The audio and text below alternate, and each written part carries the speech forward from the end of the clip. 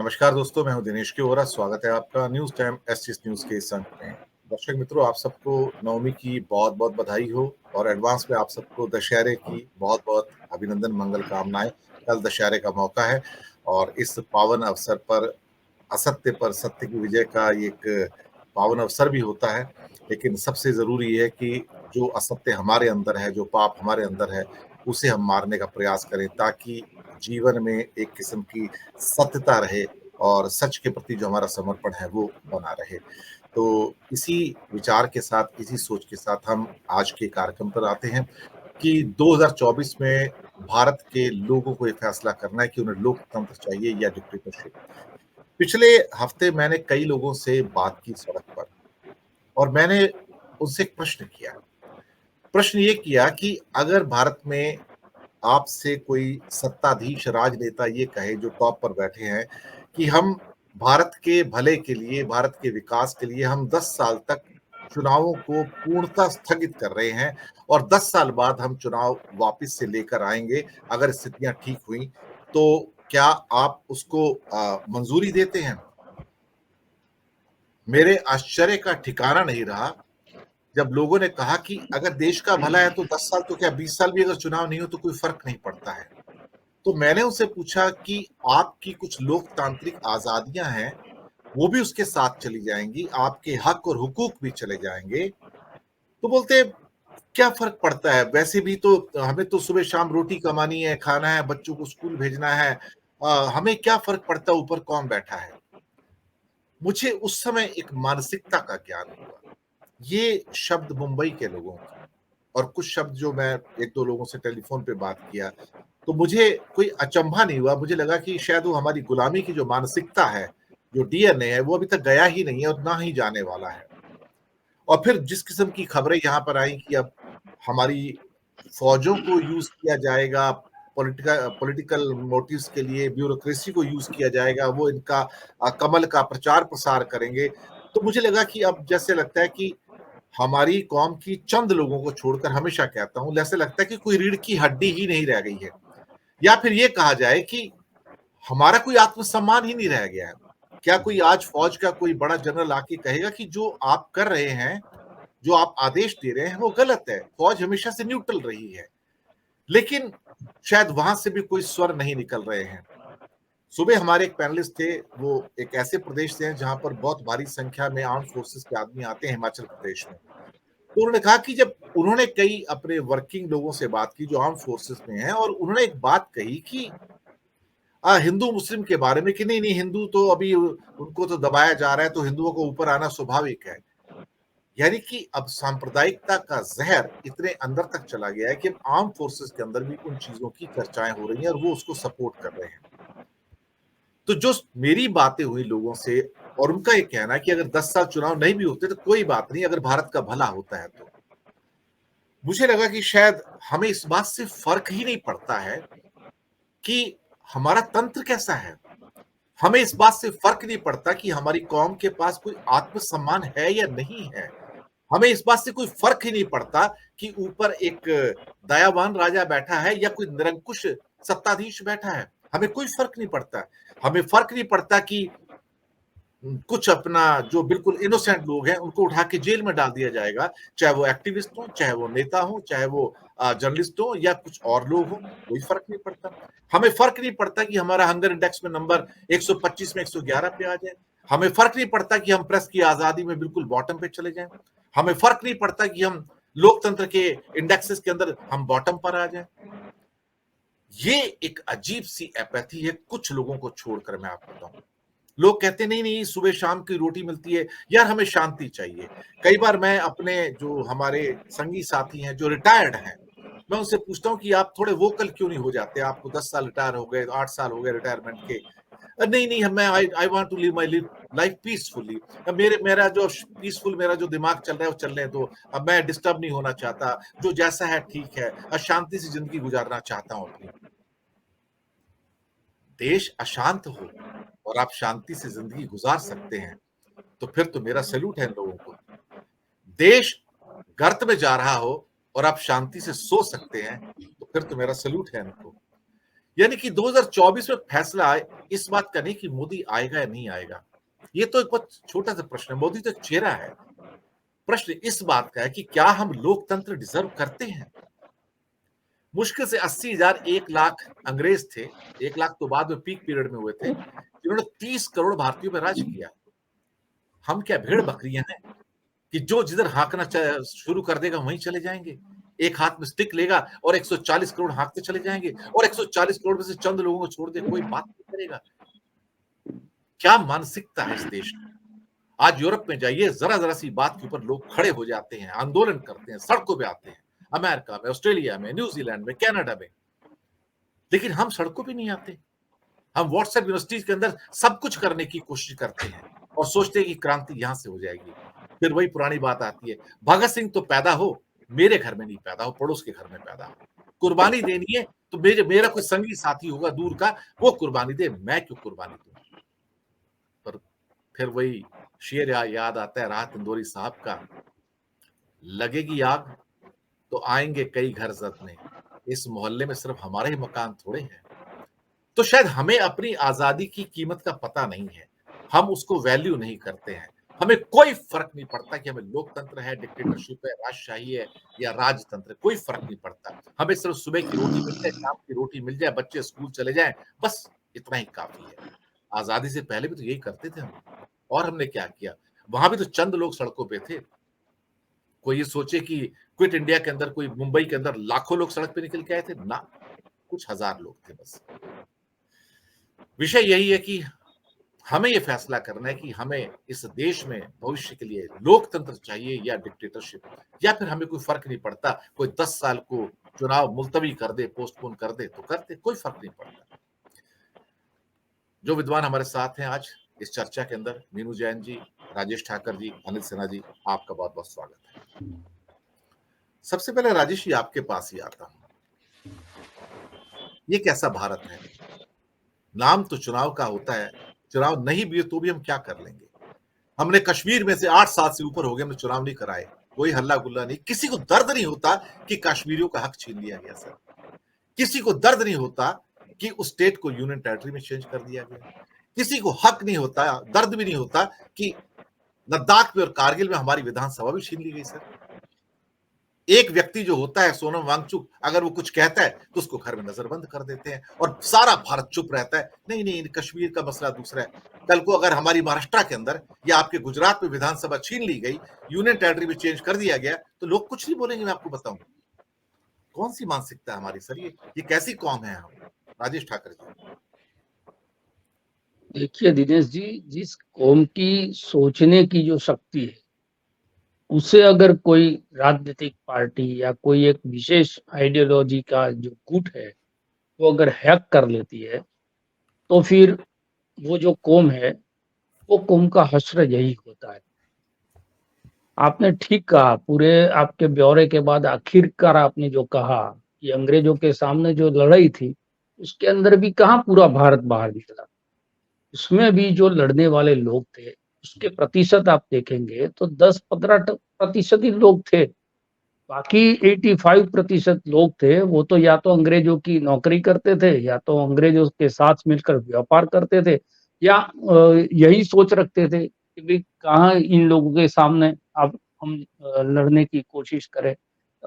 घर परिवार जो है संभालते हैं, खेती जो है किसानी है करते हैं और अपना गुजरान चलाते हैं।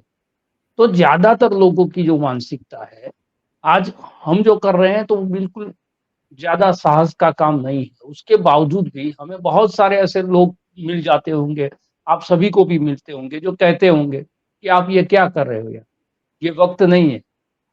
सारा जो लोग है आप कितना भी बोल दो कोई फर्क पड़ने वाला नहीं है, आप कुछ भी कर दो, इस देश के अंदर मोदी के अलावा कोई विकल्प नहीं है। कभी कभी यही भी कह देते हैं कि हो सकता है कभी आपके साथ कुछ सरकार जो है वो कर दे। तो ये प्रकार की मानसिकता, वो खुद तो नहीं लड़ रहे हैं लेकिन दूसरे जो लोग हैं थोड़े वोकल होके बोल रहे हैं उनको भी इस प्रकार की हिदायत दे रहे हैं कि आप क्या कर रहे हैं, इससे कोई फर्क नहीं पड़ने वाला। तो ये फर्क नहीं पड़ने वाला एक ये कैटेगरी के लोग हैं। दूसरे जो लोग हैं वो बिल्कुल मैंने कहा उनकी सोचने और समझने की जो ताकत है उसको हैक कर लिया गया है। वो वही देखते हैं, वही सुनते हैं, वही समझते हैं और वही जो है आपसे चर्चा करते हैं कि जो उनकी समझ में बिठा दिया गया। आज सुबह ही मेरी ऑफ़िस का एक लड़का मुझसे बात करता था, तो हमारे यहाँ नवरात्रि के कार्यक्रम के अंदर विश्व हिंदू परिषद ने ये ऐलान कर दिया था कि अगर जो तिलक लगाएगा, जो गौमूत्र जो है उस पर छिड़काव करने देगा, वही आदमी जो हमारे गरबे होते हैं उसके अंदर आ पाएगा। तो ये सीधे-सीधा एक मैसेज था कि विधर्मी जो है वो इसके अंदर नहीं आए। और जो यहाँ की बहुत बड़ी क्लब है वाईएमसीए क्लब, इसके बाहर ये प्रयास भी किया गया, लोगों को तिलक लगाया, गौमूत्र साथ में था, लोगों के ऊपर छिड़काव करते थे। फिर जो है उसकी कंप्लेंट जो है वो उनके आयोजकों ने खुद ने की, तो 10-15 लोगों को वहाँ पर हिरासत में लिया गया। लेकिन ये जो मानसिकता है, लेकिन उसके पक्षधर देखिए तो बहुत सारे लोग थे, उसमें गलत क्या है?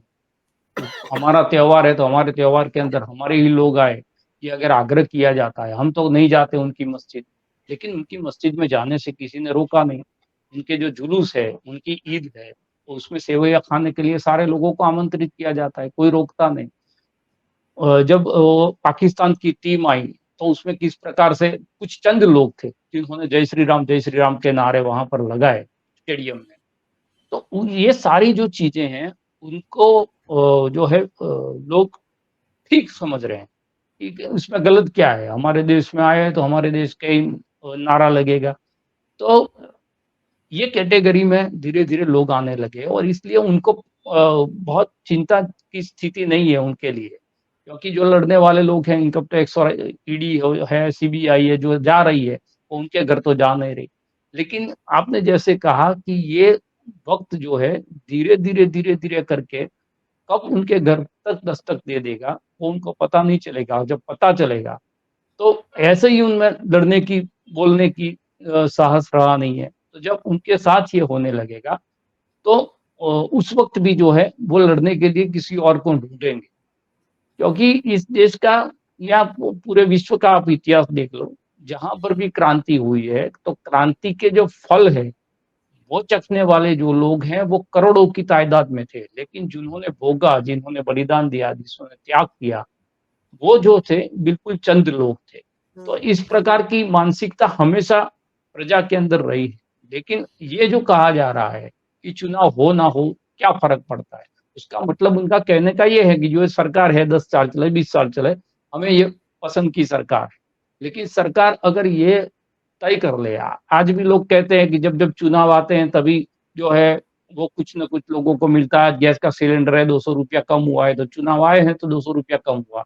अगर 10 साल तक चुनाव ही नहीं होने वाला, तो फिर आपकी बात कोई सुनने वाला नहीं है। तो ये नहीं समझ रहे कि ये जो चीज़ें हैं हमारी जेब को भी असर कर रही है, हमारी नौकरियों को भी असर कर रही है, हमारे जो हक है, हमारे जो अधिकार है, वो अगर छीने जा रहे हैं तो हमें बोलने का उसको कहाँ किसी अदालत एक जनता की अदालत है, जहाँ पर जाकर जो है हमारी आवाज़ उठाने का एक मौका है। ये एक ऐसा माध्यम है कि जिसका डर आज राजनीतिक लोगों में है। अगर ये डर भी जो चला जाया गया राजनीतिक लोगों के पास से, तो फिर जनता के लिए बचेगा क्या? तो हम जो बात कर रहे हैं कि लोकतंत्र को खत्म किया जा रहा है या संविधान को खत्म किया जा रहा है, तो उसमें ये जो सोच है, वो मुझे तो लगता है कि इसमें जन भागीदारी भी शामिल हो गई। इमरजेंसी के वक़्त जो है इमरजेंसी की तारीफ़ करने वाले लोग मिलते थे, लेकिन उनको कहने का मतलब ये था कि जो गवर्नमेंट के कर्मचारी थे, समय पर नहीं आते थे, वो समय पर आने लगे, डिसिप्लिन में सब हो गया। लेकिन उसकी जो साइड इफ़ेक्ट्स थी, वो साइड इफ़ेक्ट्स उनके लिए थी नहीं। वो जो साइड इफ़ेक्ट थी, वो तो कोई पत्रकारिता कर रहा है, कोई सत्ता के सामने सवाल कर रहा है या कोई विपक्षी राजनीति कर रहा है या सरकार जो है प्रताड़ना कर रही है, उसके खिलाफ बोल रहा है, उसी के लिए सीमित थी। तो ज़्यादातर लोग जो है इतने अब स्वार्थी होते गए हैं कि मेरी नौकरी बराबर चल रही है, मेरा घर बराबर चल रहा है। जिनके लाख 2 लाख रुपए जिनके घर की आवक इनकम है, वो कह रहे हैं कि कहाँ वो पेट्रोल डीज़ल का भाव बढ़ा है तो हमारी भी सैलरी तो बढ़ती है। हम पहले 40,000 कमाते थे, या लाख कमाते हैं। लेकिन ये नहीं सोचते कि उन जैसा जो वर्ग है, वो वर्ग इस देश के अंदर 10 या 12% ही है। 80 करोड़ लोग ऐसे हैं जो आज भी सरकार की योजनाओं पर अपना जीवन निर्वाह कर रहे हैं। या तो उनकी जो सरकार की जो राहत है, उस पर वो जिंदा है। ये मनरेगा जैसी स्कीम क्यों चलानी पड़ती है? कि किसानों को 2-2 हज़ार रुपये जो सरकार दे रही है, क्यों दे रही है? जो सब्सिडी की स्कीम आ रही है, जो प्रधानमंत्री आवास योजना के तहत घर की स्कीमें बन रही, क्यों बन रही है? बहुत सारे ऐसे लोग हैं जिसको सरकार की नीतियों की और नीतियाँ सही लोगों तक पहुँचे, उसकी ज़रूरत है। लेकिन अब वो लोग अपनी परिश्रम के अंदर इतने व्यस्त हैं, अपनी जीवन के अंदर इतने व्यस्त हैं, उनको नहीं देखने का, सुनने का, ना पढ़ने का मौका मिलता है। तो वो जहाँ पर जो दिखता है, उस प्रकार से जो है अपना वोटिंग कर देते हैं, और जो समृद्ध हो चुके लोग हैं, जो अपर मिडल क्लास है, वो अपनी दलीलें कुछ और दे रहा है।